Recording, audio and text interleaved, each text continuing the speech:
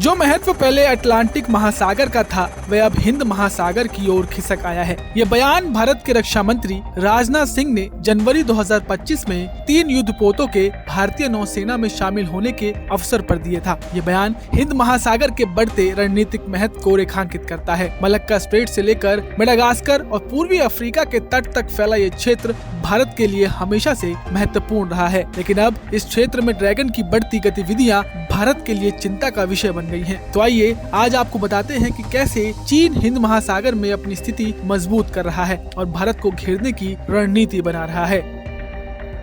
चीन की समुद्री ताकत का विस्तार। पिछले 20 सालों में चीन की पीपल्स लिबरेशन आर्मी नेवी यानी कि PLA नेवी ने अभूतपूर्व वृद्धि की है। जहाजों की संख्या के मामले में यह दुनिया की सबसे बड़ी नौसेना बन चुकी है। जी हाँ, PLA नेवी के पास करीब 400 युद्धपोत हैं, जिनमें 3 विमान वाहक पोत और 70 से अधिक पनडुब्बियां शामिल हैं, जिनमें 15 से ज्यादा न्यूक्लियर पनडुब्बियां हैं। दूसरी ओर भारतीय नौसेना के पास लगभग 135 युद्धपोत हैं। चीन की नौसेना अब हिंद महासागर में अपनी मौजूदगी बढ़ा रही है, जो भारत के रणनीतिक हितों के लिए चुनौती बनता जा रहा है। ऐसे में सवाल उठना लाजमी है कि आखिर भारत के लिए समुद्री वर्चस्व क्यों जरूरी है।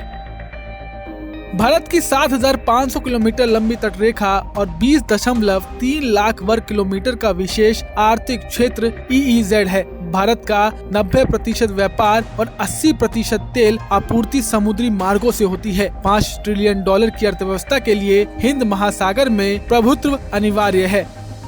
अब ऐसे में जान लीजिए कि चीन की हिंद महासागर में इतनी दिलचस्पी क्यों बढ़ रही है। चीन की भौगोलिक स्थिति हिंद महासागर में उसकी रुचि का प्रमुख कारण है। भारतीय नेवी के एक रिटायर्ड अफसर के अनुसार प्रशांत महासागर में सीमित स्थान के कारण चीन को अपनी समुद्री ताकत दिखाने के लिए हिंद महासागर में आना जरूरी है। राष्ट्रपति शी जिनपिंग का 2050 तक चीन को सुपर पावर बनाने का लक्ष्य समुद्री वर्चस्व के बिना अधूरा रह जाएगा। वहीं चीन की एक कमजोरी भी है। हिंद महासागर वैश्विक व्यापार का केंद्र है, जो अटलांटिक और प्रशांत महासागर को जोड़ता है। हर साल 1 लाख से अधिक जहाज इस क्षेत्र से गुजरते हैं। चीन का 50% तेल और 40% व्यापार हिंद महासागर के मलक्का स्ट्रेट से होकर जाता है। भारत का अंडमान निकोबार द्वीप समूह मलक्का स्ट्रेट के ठीक सामने है, जिससे भारत इस मार्ग को नियंत्रित करने की स्थिति में होता है। चीन इसे अपनी रणनीतिक कमजोरी यानी मलक्का डिलेमा मानता है, इसलिए वह हिंद महासागर में अपनी नौसैनिक मौजूदगी बढ़ाना चाहता है।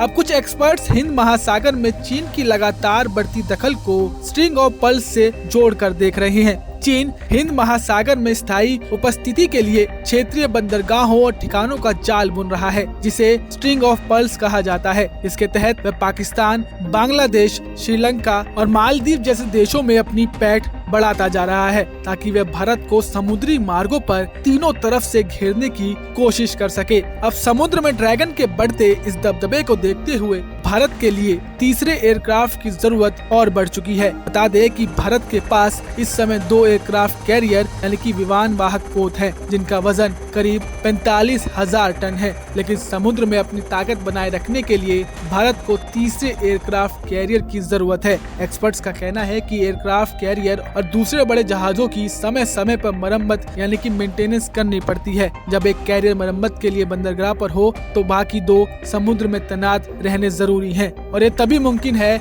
जब भारतीय नौसेना के पास कुल 3 एयरक्राफ्ट कैरियर हों। अब हिंद महासागर वैश्विक शक्ति संतुलन का केंद्र बन चुका है। भारत की भौगोलिक स्थिति और नौसैनिक क्षमता उसे इस क्षेत्र में लाभ देती है, लेकिन चीन की बढ़ती महत्वाकांक्षाएं चुनौती पेश कर रही है। भारत को अपनी समुद्री ताकत को और मजबूत करना होगा, ताकि वह हिंद महासागर में अपनी पारंपरिक प्रभुता को बनाए रख सके और वैश्विक मंच पर अपनी स्थिति को और सशक्त कर सके।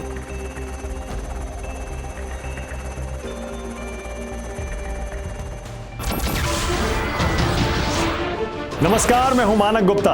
अगर आपको हमारा ये वीडियो पसंद आया हो तो इसे लाइक और शेयर जरूर करें, और हाँ, हमें सब्सक्राइब और फॉलो करना ना भूलें, ताकि आप देश और दुनिया की कोई खबर मिस ना करें। तो जुड़े रहिए हमारे साथ और देखते रहिए News 24।